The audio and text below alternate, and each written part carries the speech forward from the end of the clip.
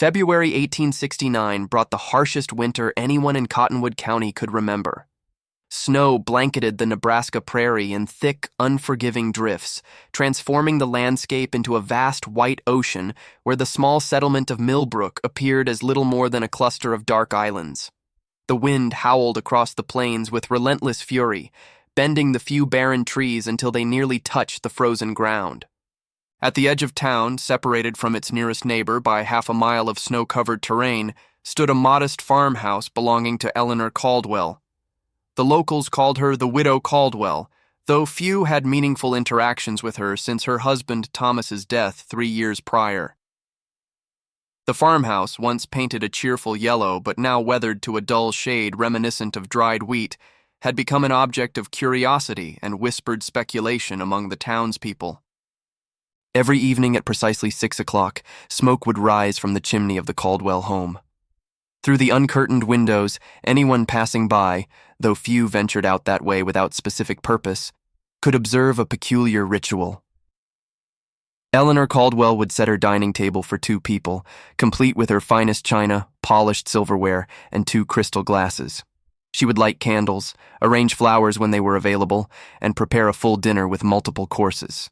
Most curious of all, she would serve the food onto both plates, fill both glasses, and engage in what appeared to be animated conversation with an empty chair. Sheriff James Miller noticed this behavior during one of his routine checks on outlying properties after a particularly violent blizzard. Concerned for the widow's welfare, both physical and mental, he mentioned it to Dr. William Haynes, the town's physician, who had treated the Caldwells during Thomas's final illness. "I'm telling you, Doc, it ain't natural," Sheriff Miller said, warming his hands on a cup of coffee in the doctor's office. "She's out there all alone, talking to thin air, setting a place for a dead man. It ain't right." Dr. Haynes sighed, removing his spectacles and polishing them thoughtfully. "Grief manifests in different ways, James. Some people drink themselves into oblivion. Others throw themselves into work. Mrs. Caldwell." He paused, carefully choosing his words. Mrs. Caldwell had a difficult time accepting her husband's passing. Perhaps this ritual provides her comfort. "It's been 3 years," the sheriff countered. "How long before comfort becomes madness?" The doctor replaced his spectacles and fixed the sheriff with a stern gaze. "I suggest we give her privacy and dignity, unless you believe she's a danger to herself or others." Sheriff Miller shook his head reluctantly. "No, can't say that I do. She keeps to herself, pays her taxes, maintains the property as best a woman alone can. Just seems unnatural is all." What neither man knew, what nobody in Millbrook knew, was that Eleanor Caldwell's evening ritual was far more complex than a widow's inability to accept her husband's death. The truth behind those candlelit dinners would eventually unravel a story that would change how the entire community understood love, loyalty, and sacrifice. As February gave way to March with little improvement in the weather, Eleanor continued her solitary life on the outskirts of town. During daylight hours, she tended to her small flock of chickens, cared for her milk cow, and maintained her home with meticulous attention. She made infrequent trips into town for supplies, politely declining invitations to social gatherings or church functions. Her interactions were unfailingly courteous but brief, her blue eyes revealing little beyond a guarded politeness. It was Mrs. Peterson, the mercantile owner's wife, who first noticed something unusual about Eleanor's purchases. Despite living alone, the widow consistently bought supplies that suggested she was feeding more than just herself. 2 different cuts of meat, extra coffee, sugar in quantities that seemed excessive for a solitary woman. "Perhaps she preserves a great deal," her husband suggested when Mrs. Peterson mentioned it. "In the dead of winter," she countered, "and who needs 2 different cuts of beef for preserving?" The speculation grew quietly at first, then with increasing fervor as the winter dragged on. Some suggested she might be harboring a fugitive. Others proposed a secret lover, though who would brave the treacherous weather and risk their reputation to visit a widow on the outskirts of town remained unclear. Millbrook was a small community where privacy was more aspiration than reality, and Eleanor Caldwell's curious behavior became the subject of increasing discussion as people sought distraction from the interminable winter. In truth, Eleanor was well aware of the gossip. She heard the whispers that ceased when she entered the general store. She noticed how mothers pulled their children closer when she passed, as though widowhood or solitude might be contagious. She recognized the mixture of pity and suspicion in the glances directed her way. None of it deterred her from her evening ritual. As the March winds continued to howl outside her farmhouse, Eleanor meticulously set her table, prepared her meal, and at precisely 6 o'clock each evening, lit the candles, served 2 plates, and began her dinner conversation. "The town is talking," she said to the empty chair across from her on a particularly bitter evening. "I suppose it was inevitable. People need something to discuss during these endless winters." She cut her roast beef precisely, taking small, deliberate bites between sentences. "Sheriff Miller rode by again today, pretending to check on things after last night's snow. His curiosity is becoming less subtle." She smiled slightly, reaching for her glass. "I wonder what they would think if they knew the truth." Outside, the wind moaned around the corners of the house like a restless spirit. But inside, in the warm glow of candles and the comfort of routine, Eleanor Caldwell continued her mysterious dinner, seemingly content in her peculiar solitude. Check if you're already subscribed to this channel. If you want to discover more untold stories of America's past that reveal the extraordinary courage and resilience of ordinary people, subscribe now to ensure you never miss these hidden chapters of history. Thomas Caldwell first laid eyes on Eleanor Simmons in the spring of 1860, when both were attending a community picnic celebrating the completion of Millbrook's small schoolhouse. He was 26, recently arrived from Pennsylvania, with dreams of establishing a prosperous farm in the fertile Nebraska soil. She was 20, the daughter of the local blacksmith, known for her quiet intelligence and skill with needlework. "Miss Simmons," he said, approaching her as she sat with several other young women under the shade of a cottonwood tree. "I wonder if you might do me the honor of taking a short walk." Eleanor looked up from her conversation, momentarily startled by the directness of his approach. Thomas Caldwell was handsome in a rugged way, with honest brown eyes and capable hands that spoke of hard work and determination. She had noticed him before, but had not exchanged more than polite greetings. "Mr. Caldwell," she replied, setting aside her embroidery. "I would be pleased to." Their courtship progressed with the steady, unhurried rhythm that characterized both their personalities. Thomas was not a man given to flowery declarations or grand gestures, but his constancy and quiet devotion spoke volumes. Eleanor, for her part, recognized in him a kindred spirit, someone who valued substance over show, who understood the beauty in simple things. They married in November of that same year, a practical decision given the approaching winter. The ceremony was small but joyful, held in the newly built church with most of the town in attendance. The young couple moved into the farmhouse Thomas had constructed on land purchased with his savings, modest but solidly built, with room to grow as their family expanded. Those early years were filled with hard work and shared purpose. The farm flourished under their combined efforts. Eleanor proved to be not only an excellent homemaker, but a true partner in the farming enterprise, keeping meticulous records, helping with plantings and harvests, and contributing to every major decision. "We complement each other," Thomas once remarked to his friend Jacob Turner as they repaired a fence line together.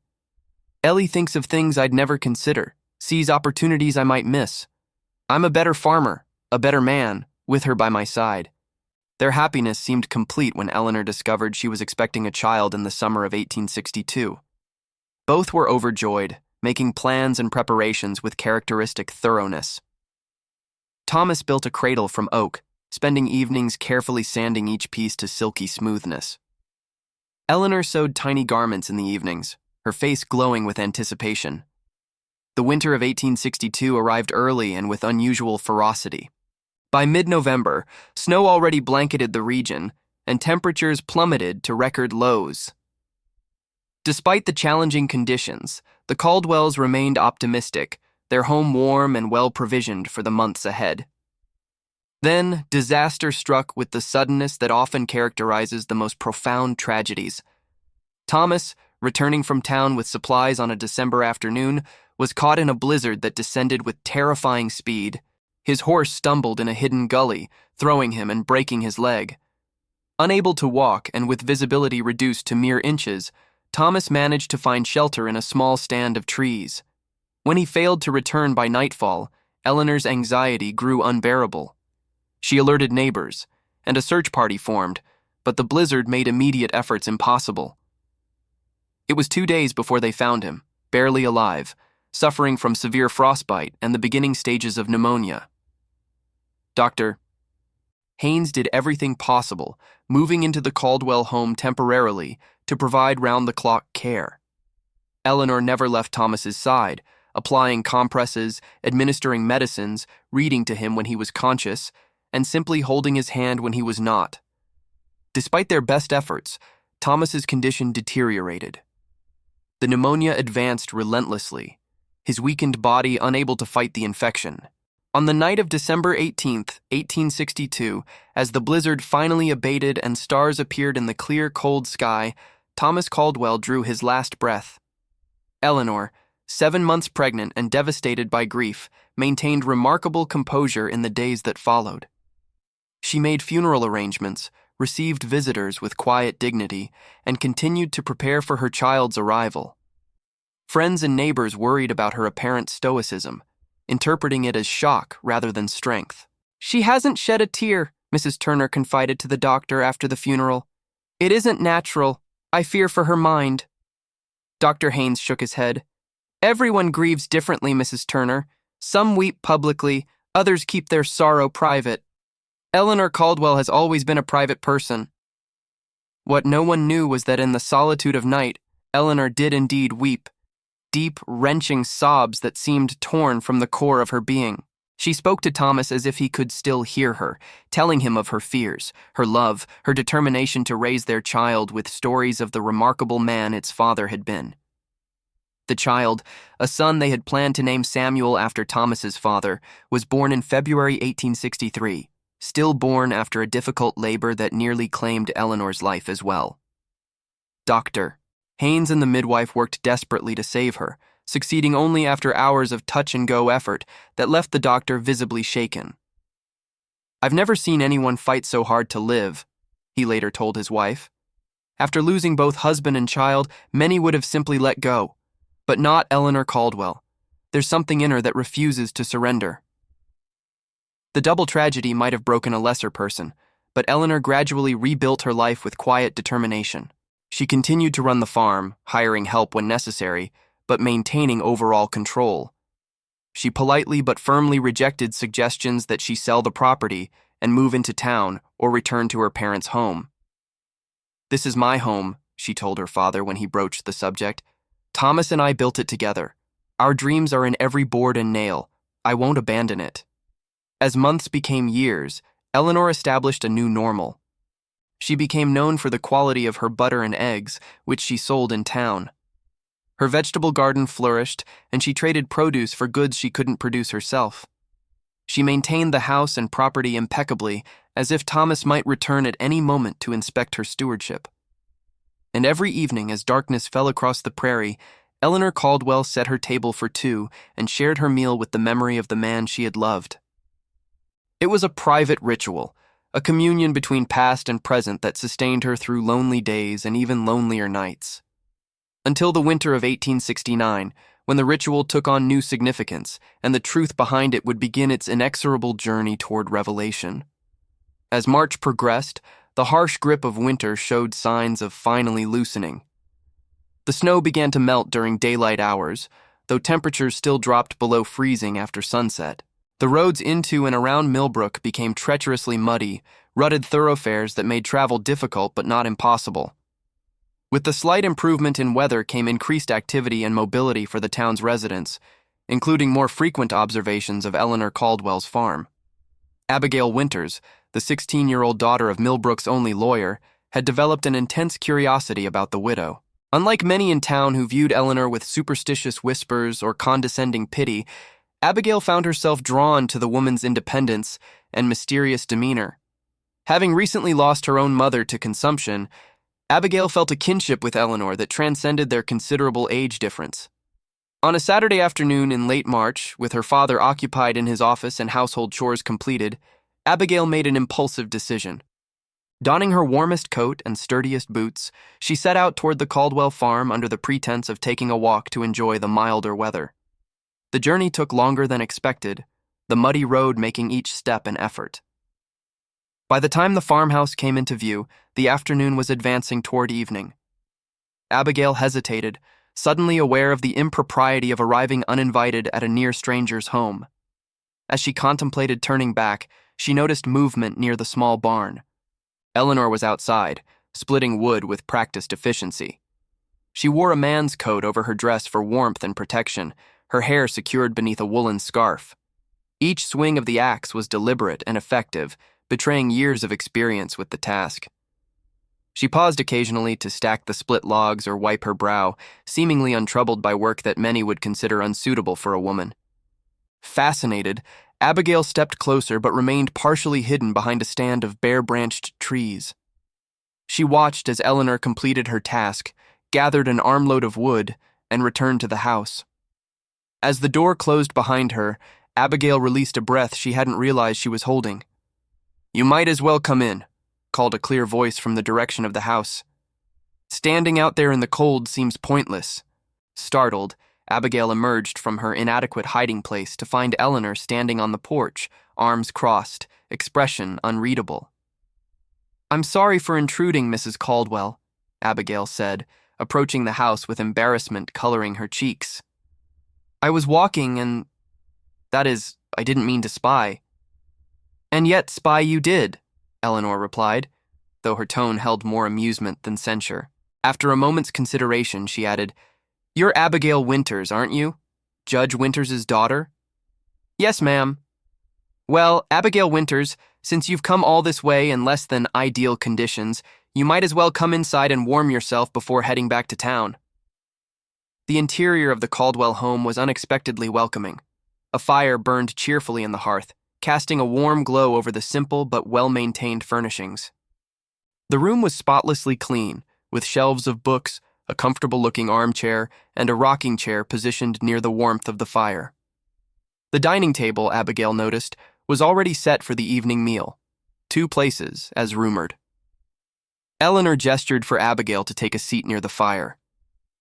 "Would you care for some tea? I was about to make some for myself." "Yes, please," Abigail replied, removing her damp coat and gloves. "That's very kind of you." As Eleanor busied herself with the tea preparations, Abigail gathered her courage. "Mrs. Caldwell, I apologize again for my rudeness. Truth be told, I've wanted to meet you properly for some time. Since my mother passed last autumn, She trailed off, uncertain how to express the complicated mixture of emotions that had drawn her to this solitary woman. Eleanor turned from the stove, studying the girl with perceptive blue eyes. "You've been wondering how to live in a world that suddenly makes no sense," she supplied quietly. "How to keep breathing when part of your heart has been torn away." Abigail nodded, tears welling unexpectedly. "That," Eleanor continued, returning her attention to the teapot, "is a question I'm not certain I've answered myself, even after all this time." They sat together in comfortable silence, sipping tea as the afternoon light faded into evening. Abigail found herself talking about her mother, memories both painful and precious that she had kept carefully guarded from her well-meaning but emotionally reserved father. Eleanor listened attentively, offering neither platitudes nor advice, simply creating space for the girl's grief. When Abigail finally fell silent, Eleanor shared a few of her own memories of Thomas, his kindness, his steady presence, his habit of humming tunelessly while he worked. "It's nearly 6, Eleanor observed eventually, glancing at the clock on the mantel. "You should start back before dark. The road is treacherous enough in daylight." Abigail rose reluctantly, sensing that she had been granted a rare privilege in this conversation, but knowing that her welcome had reached its natural conclusion. At the door, she hesitated. "Mrs. Caldwell, people in town talk about..." Her eyes flicked involuntarily to the dining table with its 2-place settings. Eleanor's expression closed slightly. People talk about many things, Miss Winters, particularly in small towns during long winters. I didn't mean— It's all right, Eleanor interrupted, her voice gentle but firm. We all have our ways of managing grief. Some are simply more private than others. As Abigail made her way back to town in the gathering dusk, her thoughts remained with the widow. The woman she had met bore little resemblance to the tragic figure of town gossip. Eleanor Caldwell seemed neither pitiable nor mad. She was strong, self-sufficient, and possessed of a quiet dignity that Abigail found admirable. Yet the mystery of the second-place setting remained. Even in their unusually candid conversation, Eleanor had not explained that peculiar ritual. If anything, Abigail's curiosity had only deepened.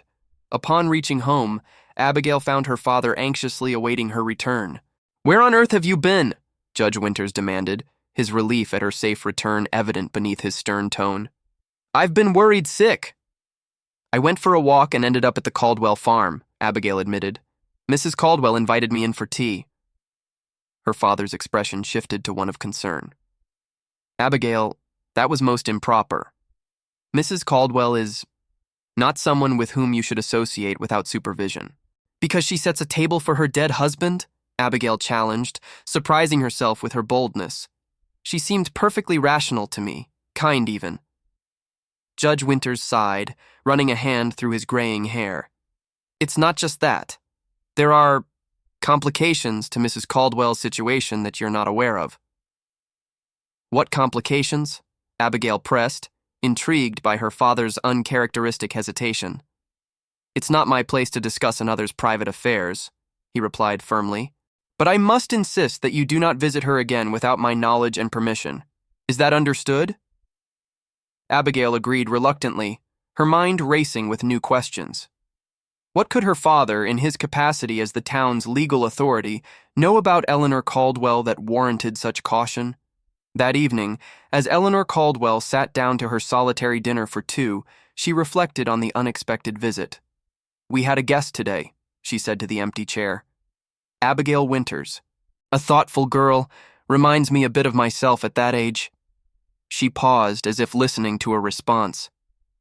"Yes, I think you would have liked her. She has an honesty about her, a directness that's refreshing." She took a sip of water, her expression contemplative. "She was curious about you, of course, they all are, but she was kind enough not to press when I deflected her questions." Another pause. "No, I don't think it's time yet, but perhaps soon. The truth has a way of emerging, doesn't it? Like spring after a long winter. If you've ever felt haunted by a love that refuses to be forgotten, leave a comment saying, 'Some loves never truly leave us,' so I can understand who connects most deeply with Eleanor's story." April arrived with tentative warmth, bringing the first green shoots of spring and a gradual thaw to Cottonwood County. As the land awakened from winter's grip, activity in Millbrook increased. Farmers prepared fields for planting, merchants restocked depleted inventories, and social gatherings resumed with renewed enthusiasm. For Judge Henry Winters, the change of seasons brought an unwelcome development. A letter arrived from Lincoln, bearing the official seal of the territorial governor's office. The contents, while not entirely unexpected, nevertheless caused him considerable discomfort. After reading the letter multiple times, Judge Winters locked it in his desk drawer and sent word to Sheriff Miller requesting a private meeting that evening. When the sheriff arrived, Winters poured them each a generous measure of whiskey before retrieving the letter. "Read this," he instructed, handing over the document. "It appears our quiet little situation is about to become considerably more complicated." Sheriff Miller read slowly, his weathered face growing increasingly troubled. "So they're finally moving forward with it," he said at last, "after all this time." "Indeed," Winters confirmed, reclaiming the letter and returning it to his drawer. "A representative from the governor's office will arrive next week to begin formal proceedings." "And Mrs. Caldwell? Has she been informed?" "Not yet. That responsibility falls to me as local magistrate." The judge sighed heavily. "I'm not looking forward to it, James. She's endured more than her share of hardship already." Sheriff Miller nodded sympathetically. "She's a strong woman. Odd in her ways, perhaps, but strong nonetheless. Strength has its limits, Winters replied. Even the strongest steel will break under sufficient pressure. He swirled the amber liquid in his glass thoughtfully. I had hoped this matter might be resolved quietly, given enough time. Time doesn't always heal as we expect it to, Miller observed. Sometimes it just buries things deeper. The following morning, Judge Winters made the journey to Eleanor Caldwell's farm. He found her in the garden, preparing the soil for spring planting. She straightened as he approached, wiping soil-covered hands on her apron. Judge Winters, she greeted him with polite surprise. This is unexpected. Mrs. Caldwell, he replied with formal courtesy. I apologize for arriving unannounced, but I'm afraid I come on official business that couldn't wait. Something flickered briefly in Eleanor's eyes, apprehension perhaps, or resignation, but her composure remained intact. I see, she said. In that case, you'd better come inside. Once seated at her kitchen table, Judge Winters produced the letter from his coat pocket. I received this yesterday from the territorial governor's office, he explained, watching her carefully. It concerns a matter that I believe you're familiar with. Eleanor accepted the letter, but didn't immediately open it. This is about Thomas, isn't it? About what happened after. Yes, Winters confirmed. The case is being reopened. A representative from the governor's office, a Mr. Lawrence Sullivan, will arrive in Millbrook next week to conduct an investigation. Eleanor unfolded the letter and read its contents slowly, her expression revealing nothing of her thoughts. When she finished, she refolded it precisely and returned it to the judge. I see, she said again, her voice steady. And what exactly does this Mr. Sullivan hope to discover after 6 years? The letter doesn't specify the scope of the investigation, Winters replied. But given the nature of the original incident, I imagine he'll want to review all relevant documents and interview those involved. Those still living, you mean? Eleanor amended with a slight edge to her voice. Judge Winters had the grace to look uncomfortable. Yes, of course. Mrs. Caldwell, I want you to know that as magistrate, I'm required to cooperate fully with this investigation, but as a friend— Are we friends, Judge Winters? She interrupted, her blue eyes suddenly sharp. I wasn't aware. He cleared his throat. Perhaps that's presumptuous of me. Let me say instead, as someone who has observed your dignity and resilience these past years, I hope this process will be concluded quickly and with minimal disruption to your life. Eleanor studied him for a long moment before her gaze softened slightly. I appreciate the sentiment, she said, and your courtesy in delivering this news personally rather than through official channels. There is one other matter, Winters added carefully. My daughter Abigail mentioned that she visited you recently. Yes, a pleasant young woman. You should be proud.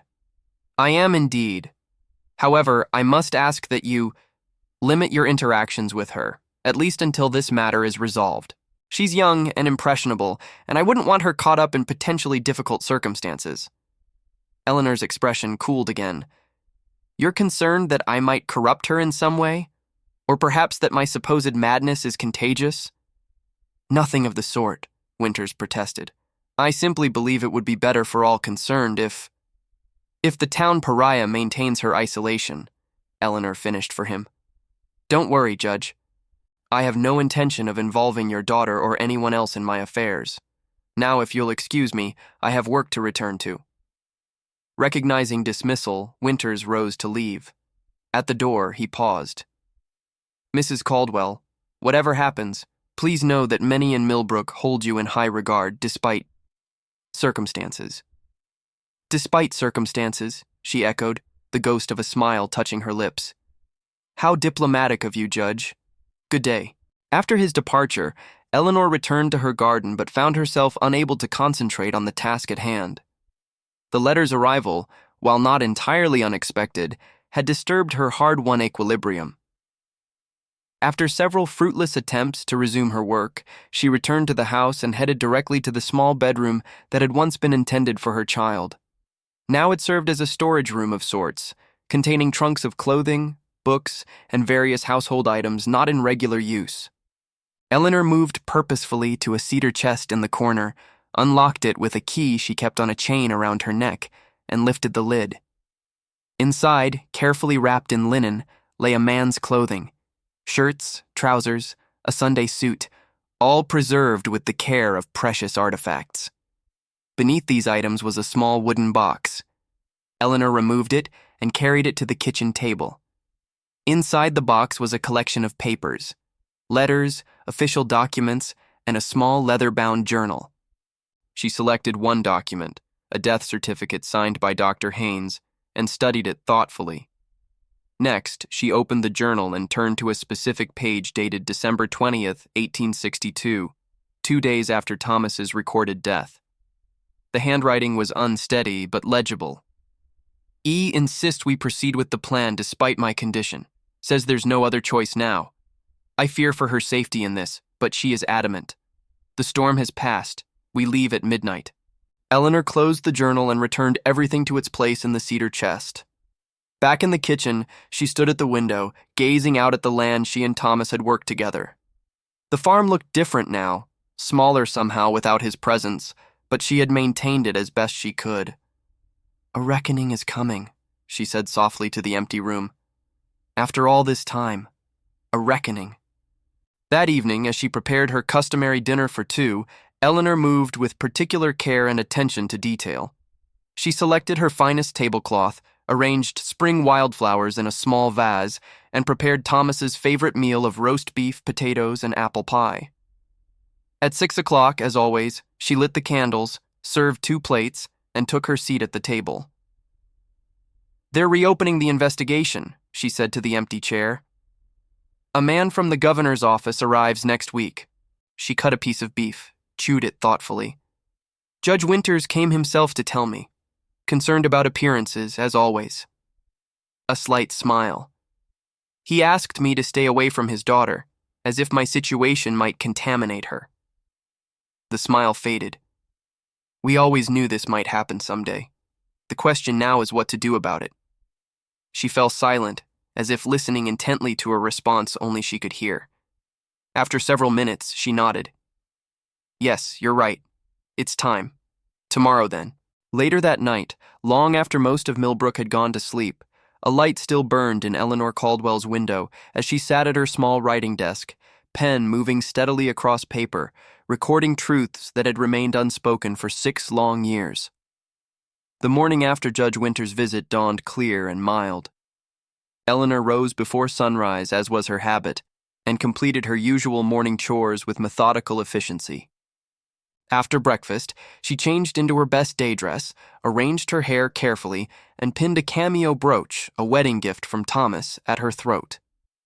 This unusual attention to appearance on an ordinary weekday might have raised questions had anyone been present to observe it, but Eleanor Caldwell lived alone, and her preparations were witnessed only by the silent walls of the farmhouse. At precisely 9 o'clock, she set out for town on foot, carrying a small leather satchel. The walk took nearly an hour, the road still muddy in places from the spring thaw. She arrived in Millbrook as the church bell was striking 10, her shoes and the hem of her dress bearing evidence of the journey despite her careful steps. Eleanor's destination was the law office of Judge Henry Winters. The judge's clerk, a young man named Matthew Porter, looked up in surprise as she entered. "Mrs. Caldwell," he greeted her, rising hastily from his desk. "The judge isn't expecting you, is he?" "No," Eleanor replied calmly, "but I need to speak with him on an urgent matter. Is he available?" "He's in court this morning, a land dispute between the Jensen brothers." Matthew consulted a ledger. "He should be finished by noon. I can make an appointment for you this afternoon if—" "This can't wait," Eleanor interrupted with uncharacteristic insistence. "Please inform Judge Winters that I'm here regarding the matter he discussed with me yesterday, the one involving the territorial governor's office." The mention of the governor's office had the desired effect. Matthew's expression shifted from polite resistance to concern. "I see. In that case, I'll send word to him immediately. Please take a seat." While waiting, Eleanor sat perfectly still, the satchel on her lap, her gaze fixed on a landscape painting hanging behind Matthew's desk. It depicted the Nebraska prairie in summer, golden with wheat and dotted with wildflowers, a stark contrast to the reality of the harsh land she had called home for nearly a decade. Judge Winters arrived 20 minutes later, slightly breathless and clearly annoyed at the interruption of court proceedings. "Mrs. Caldwell," he said, his formal tone betraying his irritation. "I understand you insisted on seeing me urgently?" "Yes," she confirmed, rising to her feet. "I have information relevant to the investigation mentioned in yesterday's letter. Information that should be officially documented before Mr. Sullivan arrives." Winters studied her for a moment, then nodded. "Very well. Come through to my office." Once they were seated in the privacy of his wood-paneled office, Eleanor placed her satchel on the desk between them. "Before I show you what I've brought, I need your assurance that you'll hear me out completely." "As magistrate, I'm bound to listen to any relevant testimony," Winters replied cautiously. "Not as magistrate," Eleanor corrected him. "As a man of integrity. What I'm about to reveal may change how you view certain events and certain people, including me. I ask only for a fair hearing before judgment is rendered." Something in her tone, perhaps its unusual intensity or the underlying vulnerability, caused Winters to regard her more carefully. "You have my word, Mrs. Caldwell. I will listen without prejudice." Eleanor nodded once, accepting his promise. She opened the satchel and removed several items: the small journal seen previously, a bundle of letters tied with faded ribbon, the death certificate for Thomas Caldwell, and a sealed envelope addressed to Judge Henry Winters in Eleanor's neat handwriting. "Yesterday," she began, "you delivered news that an official investigation is being reopened into matters surrounding my husband's death. What you may not know is that I've been waiting for this day for 6 years." She handed him the sealed envelope. "This contains my sworn statement regarding events that occurred in December 1862 and January 1863. I've prepared it in anticipation of formal questioning. However, before you read it, I believe some context is necessary." Eleanor selected one of the letters from the bundle and passed it to the judge. "This was written by Thomas in the summer of 1862, shortly before—" She paused, composing herself. "Before everything changed." Judge Winters unfolded the letter carefully, noting the yellowed paper and faded ink. It was dated July 18, 1862, and addressed to "My dearest Eleanor." As he read, his expression gradually shifted from professional interest to deep concern.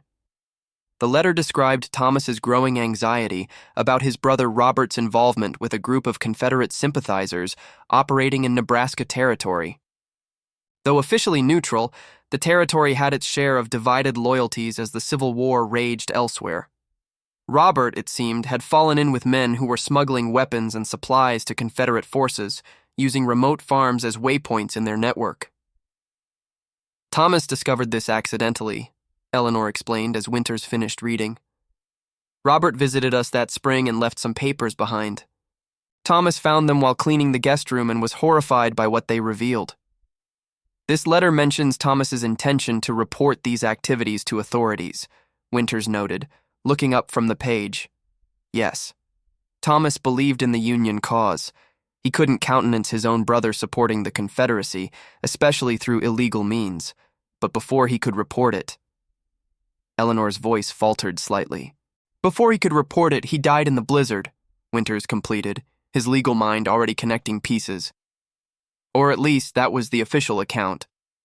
Eleanor nodded, her blue eyes steady despite the emotion evident in her voice. "That night in the blizzard changed everything, but not in the way everyone believes." She handed him the journal next. "This is Thomas's. The entries from December 1862 will explain better than I can." Judge Winters opened the journal to the bookmarked page and began to read. With each entry, his eyebrows rose higher. The journal described not Thomas's death, but his desperate plan to fake it, to disappear completely after learning that his brother's associates had discovered his intention to expose them and had marked him for assassination. The entry for December 18, 1862, the supposed date of Thomas's death, described a desperate scheme. The severe case of pneumonia had been real, but Thomas had survived the worst of it. Weakened but alive, he and Eleanor had concocted a plan. Dr. Haynes would certify Thomas's death, a weighted coffin would be buried, and Thomas would flee Nebraska, establishing a new identity far from his brother's dangerous connections. Dr. Haynes was complicit in this deception?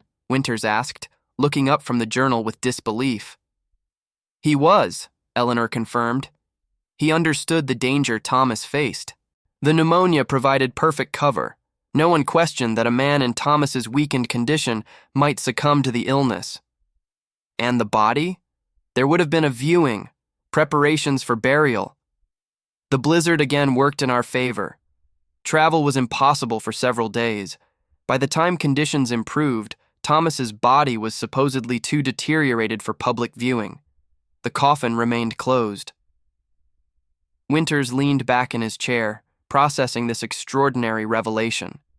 If what you're saying is true, and I must examine all this evidence carefully before accepting it, Thomas Caldwell has been alive these past 6 years while legally declared dead. That constitutes fraud, Mrs. Caldwell, serious fraud. I'm well aware of the legal implications, Eleanor replied, her composure intact despite the gravity of her confession. However, I would ask you to consider the circumstances.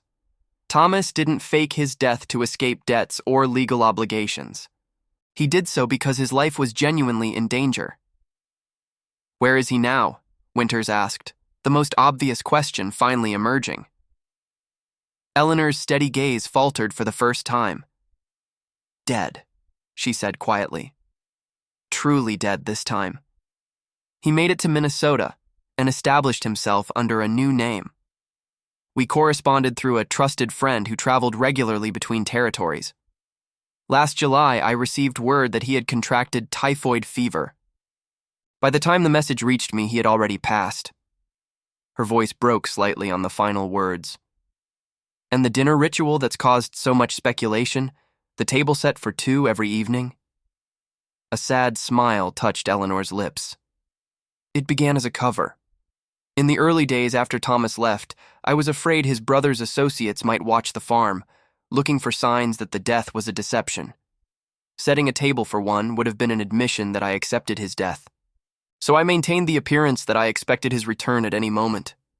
Later, after I learned of his true death, the ritual became a comfort, a connection to happier times.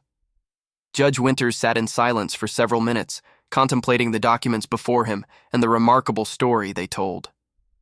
Finally, he spoke. Mrs. Caldwell, I appreciate your candor, belated though it may be. This information substantially changes the nature of the investigation Mr. Sullivan will conduct. I understand, Eleanor said. I'm prepared to face whatever consequences come from this revelation.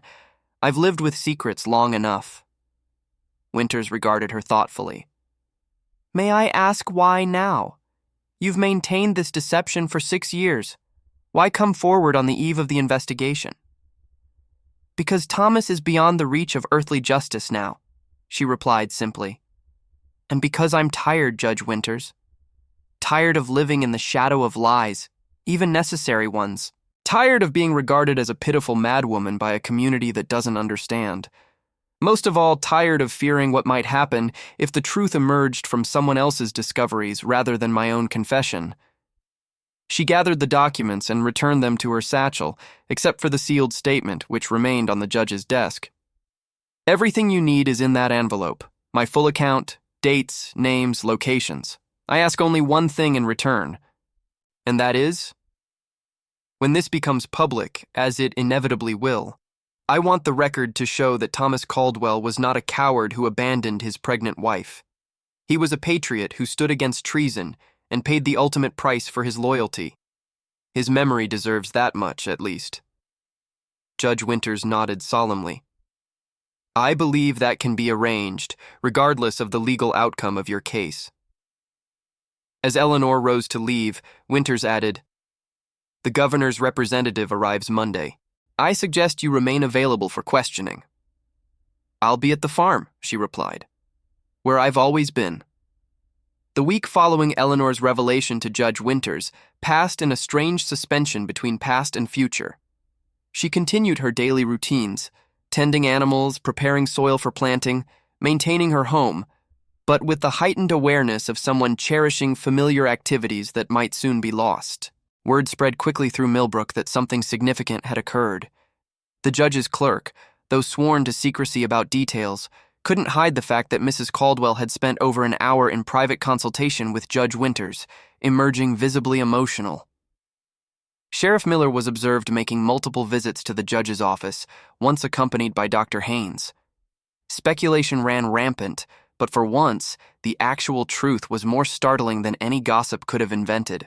On Sunday morning, Eleanor attended church for the first time in months. She sat alone in the back pew, ignoring the curious glances and whispered comments her presence generated.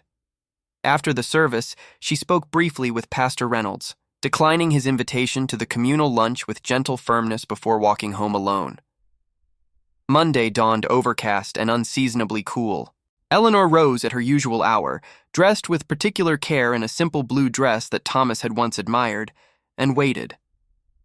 Shortly before noon, she observed a carriage approaching, Judge Winters' personal vehicle, with the judge himself driving and another man seated beside him. Eleanor met them on the porch, her hands clasped calmly before her. "Mrs. Caldwell," Judge Winters greeted her formally. "May I present Mr. Lawrence Sullivan, special investigator from the Territorial Governor's Office." Sullivan was younger than Eleanor had expected, perhaps 35, with intelligent eyes and a serious demeanor. "Mrs. Caldwell," he acknowledged with a respectful nod. "I appreciate your willingness to speak with me directly." "Please come inside, gentlemen," she replied, leading the way into her modest but immaculate home. The questioning lasted nearly 3 hours. Sullivan was thorough but not unkind, methodically working through the events described in Eleanor's written statement, occasionally consulting documents from his own portfolio. Judge Winters remained largely silent, intervening only when Sullivan's questions veered toward legal technicalities beyond Eleanor's knowledge. "Just to clarify," Sullivan said as the interview neared its conclusion, "you maintain that you had no knowledge of or involvement in the activities of Confederate sympathizers operating in this territory?" "That is correct," Eleanor confirmed. "My husband discovered his brother's involvement accidentally and intended to report it to proper authorities. Neither of us had any sympathy for the Confederate cause." Sullivan made a note. "And Dr. Haynes's role was limited to falsifying the death certificate at your husband's request, based on his belief that Mr. Caldwell's life was in genuine danger?" "Yes. Dr. Haynes had no other involvement. He acted out of concern for Thomas's safety, not for any personal gain." Sullivan closed his notebook and exchanged a glance with Judge Winters before addressing Eleanor again. "Mrs. Caldwell, I want to thank you for your cooperation today. Your account aligns with information we've gathered from other sources, including recent confessions from 2 men arrested in Kansas who were part of the smuggling network your brother-in-law was involved with." Eleanor's eyes widened slightly at this revelation. "Then you already knew about Thomas's situation before I came forward?" "We had strong suspicions based on those confessions, which mentioned a Caldwell in Nebraska who had to be silenced," Sullivan explained. "However, without your testimony and the documentary evidence you've provided, we would have had difficulty establishing the complete picture." Judge Winters cleared his throat. "Mrs. Caldwell, Mr. Sullivan is authorized to inform you of the likely legal consequences of your actions, based on his preliminary findings." Eleanor straightened her shoulders, preparing herself for judgment. "I understand. I'm ready to hear whatever must be said." Sullivan regarded her with what appeared to be genuine respect. "Based on the evidence presented, and considering the extraordinary circumstances surrounding your husband's disappearance, the governor's office is inclined to view your actions as justified under duress. While technically falsifying a death certificate constitutes fraud, the genuine threat to your husband's life provides significant mitigating factors." "Are you saying I won't be prosecuted?"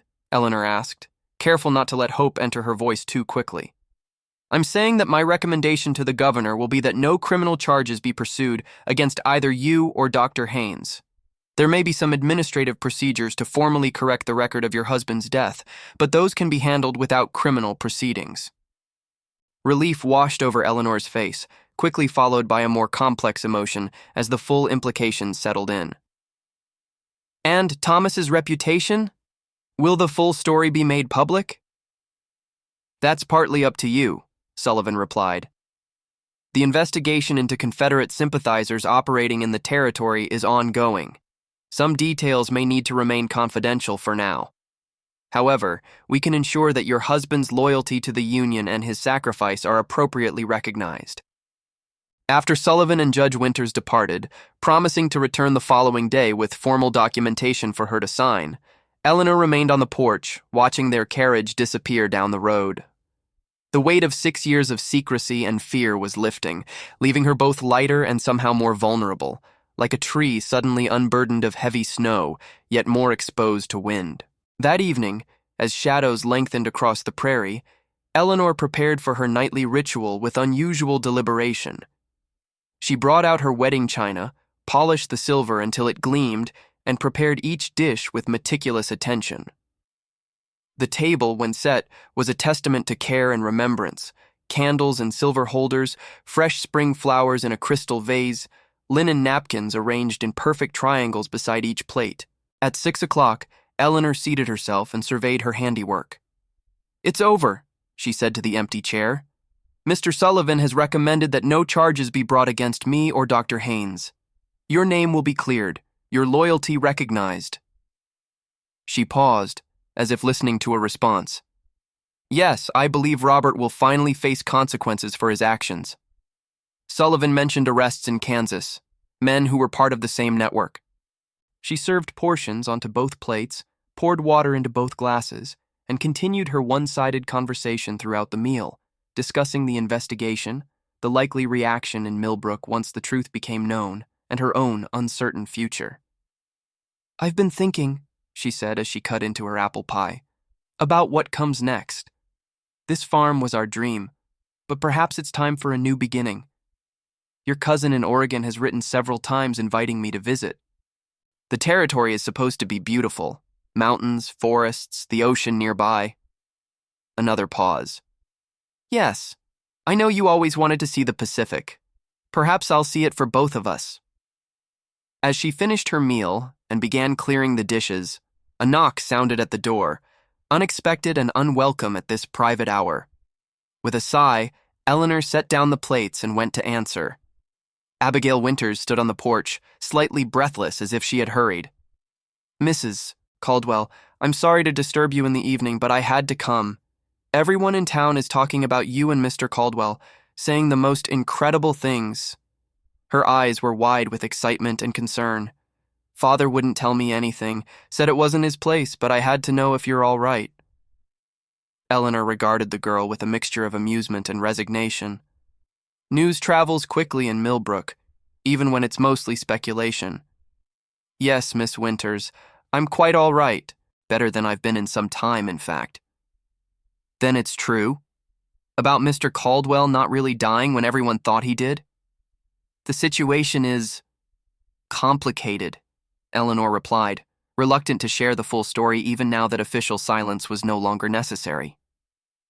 "But yes, there has been some misunderstanding about my husband's death that's now being corrected." Abigail's gaze moved past Eleanor to the dining table with its 2 place settings, one clearly used and one untouched. Understanding dawned in her young face. "You weren't delusional at all," she said softly. "You were protecting his memory, honoring him." "Something like that," Eleanor acknowledged. "Would you like to come in for a moment? I believe I still have some pie."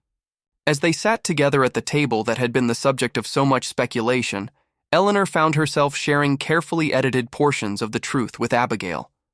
Thomas's discovery of his brother's treasonous activities, the threat to his life, the difficult decision to disappear. "How terribly romantic," Abigail sighed when Eleanor concluded her narrative. "And tragic, of course," she added hastily, noting Eleanor's raised eyebrow.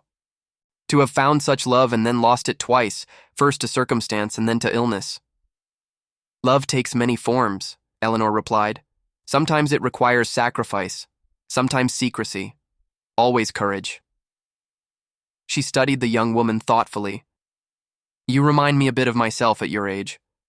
Curious, perhaps too willing to see romance in difficult situations. Abigail blushed slightly. Father says I read too many novels. There are worse faults, Eleanor said with a small smile. But remember that real love, lasting love, is built on far more than romance. It's built on trust, shared purpose, daily kindnesses that accumulate over years. Thomas and I had that for the brief time we were granted together. Abigail nodded thoughtfully. What will you do now? Will you stay in Millbrook? Eleanor gazed around the small farmhouse that had contained so many dreams, so much grief, and finally, a measure of peace. No, she said with quiet certainty.